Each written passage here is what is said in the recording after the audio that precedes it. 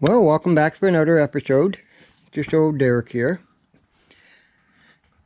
Well, this is going to be my next project. And this is a 3/4 horsepower starting engine Titan. This, you can see here, the cylinder here, that's the compressor. This unit was designed to start the big prairie tractors. We're going back 1912, 1913. This engine here, starting engine, would go with the 45 Titan and 3060 Titan. I'm not too sure if there's any other engine, big tractors, but I know those two for sure. Oh yeah, I have the tag right here. I think you guys can pick that up. But as any engine collector will realize, this is a very rare piece to get. There wasn't many of these made. I looked online and they say the serial number that they were made maybe 700 of these, but how many survive, I have no idea. There'll be a handful of them out there, but it's a pretty rare thing. Usually when the big old, I have seen it because we have another one, the big old tractor gives up, so people will pull off the compressor and make a little stationary engine out of it and belt up a pulley and run a little cream separator or something small. You got to remember, it's only 3/4 of a horsepower. This thing does run at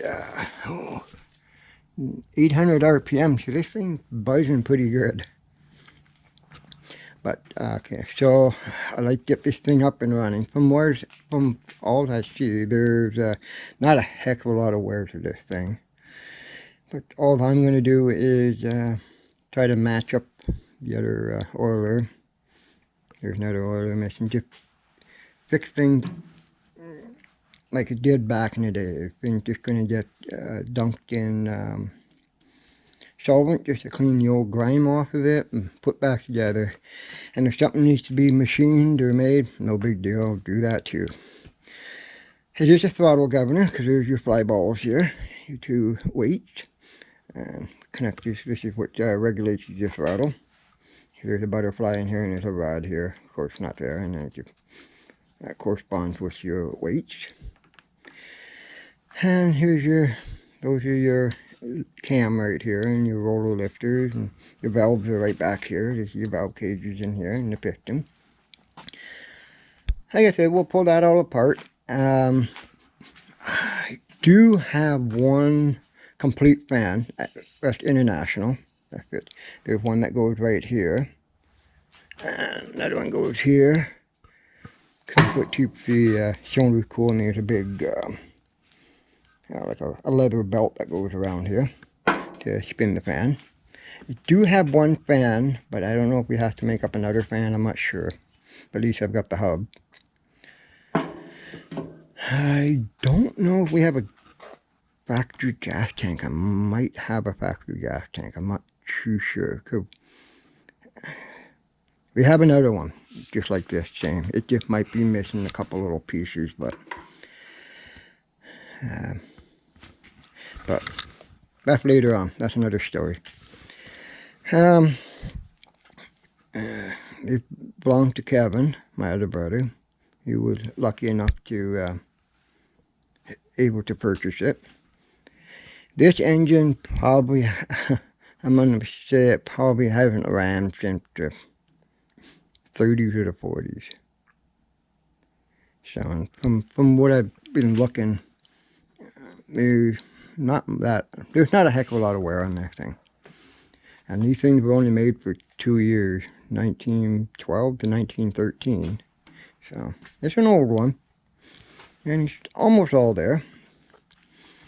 But I guess what I'll start doing is I'm gonna go pull the carburetor off, throw it off to the side, that way it doesn't get damaged. There's not a heck of a lot of these carburetors, so And then I guess maybe we'll start pulling this off and just clean it up, and hope it doesn't take too long to, like, to get it fired up. But alright, we'll go and find some solvent or get some wrenches and take this thing apart and go from there. Alright, I'm kind of doing this the lazy way. I can't really find no timing marks. I could probably figure out the timing marks, but I just got lazy and put some my own little ticks in there, so that way I can put it back to the way it came apart. I did that on this gear too. But I'm pretty sure if I clean it up, I'll find some timing marks somewhere, but it's just extra security. I could probably, like I said, I could probably figure it out, but sometimes I just don't want to think too hard. I think what I'll do is now I'm just going to disconnect the connection rod here and pull the 4 bolts out, or nuts. I think I can lift the whole engine off the housing, and I don't want to get into the housing yet. I just want to take care of the motor first, and then we'll get into the other parts. So alright, I'll go get some tools up and we'll start tearing this guy apart. Alright, I've taken the 4 bolts out here that hold the motor in, and back of the bearing cap, and everything's all marked, so put it back together. I know it's hard to see, but that's actually a very good shape. It's just old gummy grease in it, so, and it has casting numbers, so I want to put it all back the same way. So all this is going to need is just a good cleaning, and that's it. That part. Alright, here goes the engine. Oh, funk.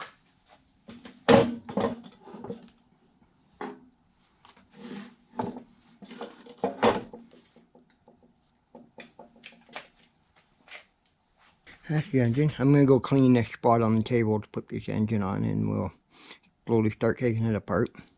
I don't want it to fall off this stool. That's the last thing I need. But there's what the engine looks like off the base with no engine. It's just a compressor. But all the oil, it's just all gummy. So we'll clean that all out. And I would probably guess this engine hasn't ran since the, I don't know, 40s? 50s? No, I don't know. It's been a long time. But so far, from everything I'm looking, it's looking pretty good shape. So, anyway, I'll go clean the table off, and we'll start some, and taking apart. And one thing you gotta make sure with any type of head that you can't kick a cylinder head, do not push these push rod all the way up, because the ring will get caught back here and you will not get it out. I've heard stories where they've had to smash the piston out to get it out, or they cut the head. But you do not want to push it up there and then the ring gets caught back there, and then you're in for big trouble, problems. Alright, I can see, well, I don't want to do too much from out on a good table, but we got a little bit of wear here. I don't know if we can put another brass bushing in there, or we'll find out when I take it apart. But I'll go clean the table and we'll go back at her. Okay, I'll pull the piston out. Remember, you never want to jam that piston way up there, or you're going to be in problems. Ooh, see, that's old grimy oil from keeping it from seizing up, but that's good. The ring, I don't know. But you can see there's a bit of slack in that one. That one's the bottom one's actually really good. We'll see after we degrease it. But that, I would call it the original piston. Easily. I'll clean that guy up. And I think next I'll pull off the cam tower. When I get it apart I'll show you, but I can see there is some wear in here and it looks like there's a brass bushing in here. So we can repair that. No big deal. Alright, put that guy down. Start tearing this apart.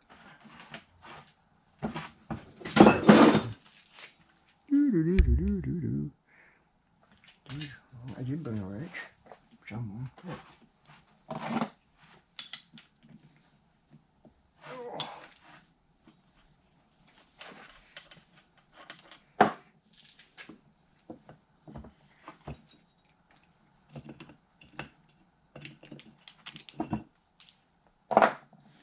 Okay. You can see I got the cam, well, I call this the cam tower here, because that holds your lifters. There's your camshaft. And here's your governor system.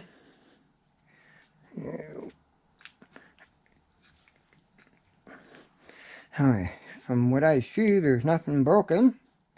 Just needs a good cleaning. I think this engine factory is silver. Okay, next, I'll get some tools and we'll have to take the valves out. So I know they're going to be crusty too. Same as, oh yeah. Yeah, there's a lot of crap inside there, so we'll clean that out too. But at least they greased it so it never seized up. That was a big bonus.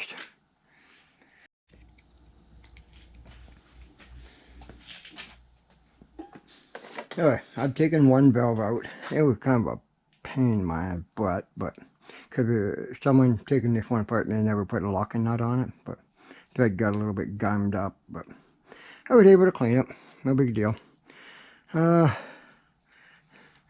lot of heavy old grease. There's not much for margarine on it, but once you get it all cleaned up, we'll see what the stem's like for wear in the valve guide. But all you got to do is really finicky. You got to hold screwdriver here. That's what I put in here and hold it. I think that's the wrench. Oh, I don't need it. I don't do that. Locking that. Got to make one of those. No big deal. And should do it by hand, but since there's so much grime on it.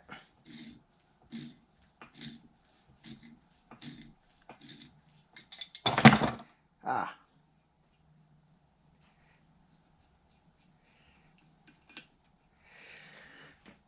Get the screwdriver out of there.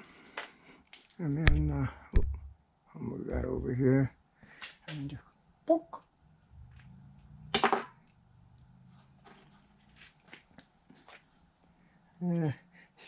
Someone has had these out before. I can tell that. They've been lapped.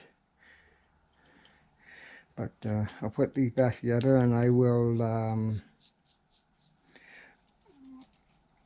this one I know is intake because it has the double nut on it. And the other one is exhaust because you don't want to mix your valves. Especially,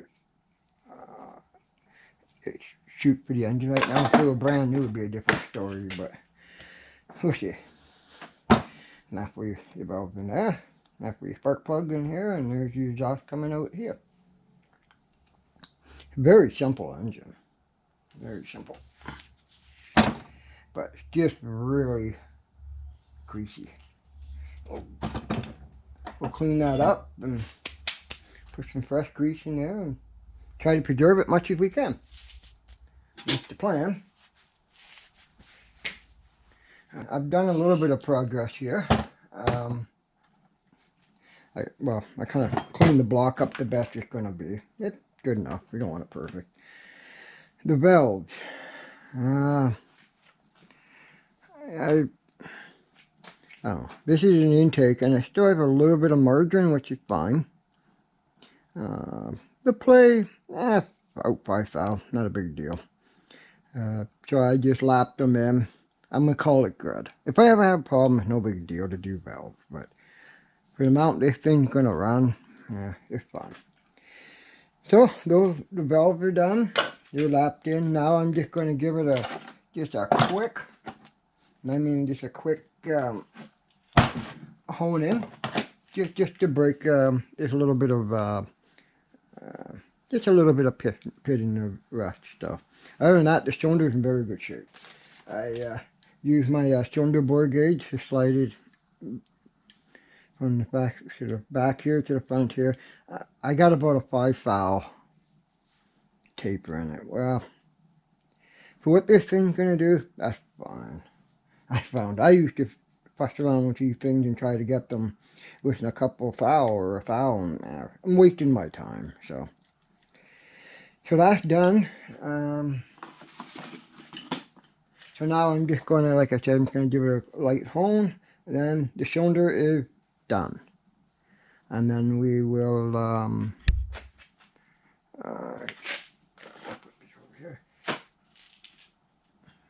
piston, start working on the cam tower.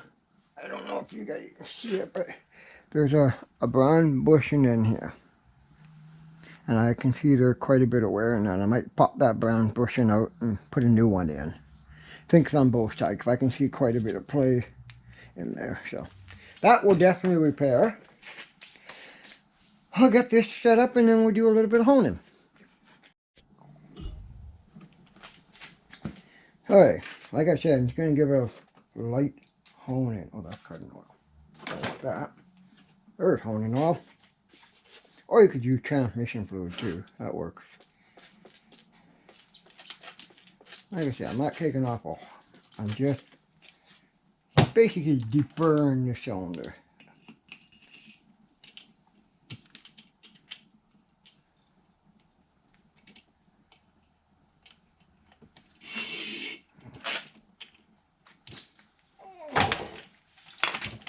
I don't know how well this is going to work, but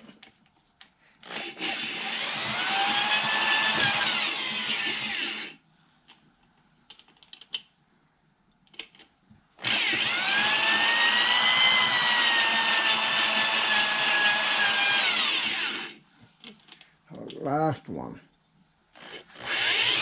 There we go.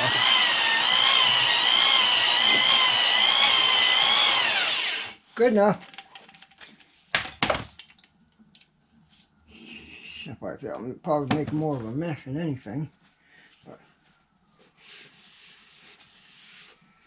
oh yeah, perfect. All I wanted. Alright, now I guess I'll clean this mess up and then we'll get into working on the cam tower. Well, just cleaning up the piston a little bit. Just taking the grease off of it. I pulled the rings off. You can see how badly they're worn on one edge. And they're perfect down there.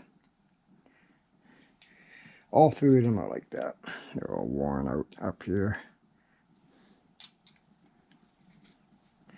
So, I'm going to need new rings for this. Lucky, I think it's just 3-inch. I don't know if I have any here or I got to make rings. I'm not sure at that point. And this was the big no-no. The whole pin mission is moving in the piston. That's a lot of play. This is just going to knock. So, I guess it just doesn't get enough oil, or it never got oiled a lot, because always the drip oil comes down and it splashes oil in here, and that's how they get oiled. So, that's how international theory was. So, I don't know if we're going to do it in this video, take this apart and see about boring it out, putting a bigger wrist pin in. Other than that, very nice shape. No big deal to find this stuff. Better than buying an engine that's all painted up, and which I call a paint job rebuilt, and then all the bad stuff is hidden underneath the paint. There's a lot of that goes on. Alright, I guess I have no idea. We'll figure out what we're going to do. Alright. Yeah, like I said, I've taken the connecting rod all apart. I don't know. I'm going to talk to my brother and I want to see if I can change the design of oiling. Because oil gets splashed down into here and then goes in your wrist pin, which is fine. But I don't know if you can see, how the heck is oil supposed to get through there when your wrist pin's about the same, well, maybe a thou smaller, half a thou smaller. So there's no way oil is going to get in there. So what I was thinking about, because I know the drip oil will hit right here, I'm going to put a hole here, make another wrist pin, but put 2 bolts so I can lock the wrist pin and have the this part rotating, the connecting rod, and then put a hole in here and just groove it, and that way that'll get oiled. That's usually like a regular stationary engine oiled that way with a drip oil going through the small end of the wrist pin. You always have your hole right here in the piston, but that's how this thing wore out, because there is no oil grooves to oil the wrist pin, and then that's why it's got so much wear in there. This engine doesn't have many hours on, I can tell you that. It's just back in 1912, 11, whatever, that's what they designed it. And so I'm gonna, I think I'm gonna redo it and give it a, I don't know, something a little bit better. That way at least it's gonna last for a while instead of pounding out another piston pin. Eventually you're gonna screw up your piston too. So alright, so that's that. I gotta put some thought in what I'm gonna do. I think that's what I'm gonna do. Now with the cam tower, like I said, you can see that's moved quite a bit if worn out one way. This side might be, it's hard to see, but I can feel it. It's moving in there. So I think I'm going to rip that apart. That way clean it up. But I'll take that all apart and see what needs to be repinned or rebrushed or blah blah blah blah blah. It's typical. I always run into this stuff. It's no big deal. I'd rather fix it right and then having it at some show where you're sitting there cranking for a half an hour to get the stupid thing to run, which drives me nuts. So I may as well do it right the first time and don't have to play with it again. So alright, I'll get some more stuff ready and we'll keep plugging away at it. At least I'll get it torn down in this video, and I guess maybe the next video we'll start doing the machine progress part. So, alright, back to tearing apart.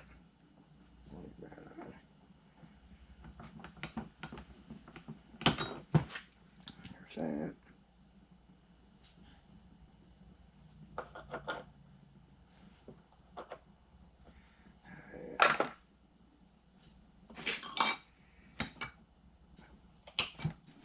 And the other thing I was just going to say, I got lucky on this case. Usually I have a heck of a problem taking these stupid taper pins out, but this one actually came apart pretty easy. But when we're playing with 2 different cam loads, you want to make sure you get back in the same spot. So either, well, I put some orange paint on that, but make some marking so you put it in the right spot, or make some sort of a reference, because you're going to be either 180 degrees on or 180 degrees off, or you know, it's going to fight you. So you want to put it back the same way again. I thought I'd just let you guys know that. Just a little easy thing to remember. Sometimes we overlook at it, and oh man, I don't remember which way that come apart now. So now since I've already broken the taper, it should tap out pretty easy. Hopefully. My plan. There we go. Might have to get a smaller plan, maybe that'll work.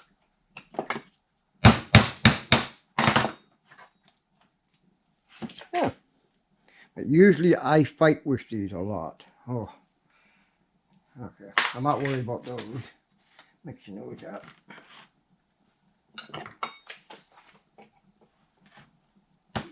Oh, come on, nothing.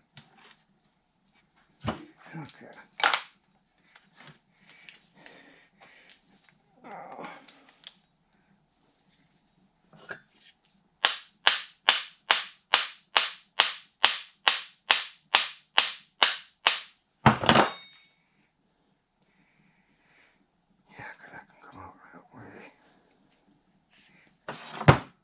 What I do, I'm going to go clean this up first. That way it makes it easier to come apart. Well, we have dismantled the whole engine, the 3/4 horsepower Titan engine, starting engine. I think I'll leave it as this video. The next video we're going to start to do fabrications. This roller is absolutely worn out and it's hitting into something, so we got to put a new pin in there. Maybe we'll do both of them and put new bushings in, because the shaft's not bad. I think it's got about 2 thou tape, 2 thou wear in it, which is not bad. I'll tighten it up with the bearings we put in. The piston, I found rings for it. They're 3-inch bore. I found rings. We'll recut the grooves and put the new ring to fit it in. But the piston itself, I'm going to see about remodifying this, because the oil gets dripped through the cylinder, dripped down to the piston here, and then it goes in here. I'm hoping you guys can see that. But how the heck is oil supposed to lubricate the whole wisp pin? You can see the wisp pin. This pin is definitely wearing out. So I've come up with a couple different ideas how I'm going to modify the piston to get a better lubrication system, because I know we're going to want to run this engine for shows and stuff, and it's going to run for a couple hours at a time. So and I don't want it to wear itself out. And from what I've seen, every single time I'm picking this engine apart, I guess the old farmer didn't have oil or grease, because there was not much grease in this thing. So, but we'll fix that all up. There's not a heck of a lot of fixing up. We were kind of lucky with the valves; will survive for another time. But just basically doing the cam followers and that, doing the piston rings, and making a couple bearings up. But we'll probably make this into 3 episodes. Taking it apart, doing the machine work, and putting it back together, running. So I hope you guys enjoyed this video. I know it's not exciting for everyone. It's not for everyone, so. But we'll catch you on the next one.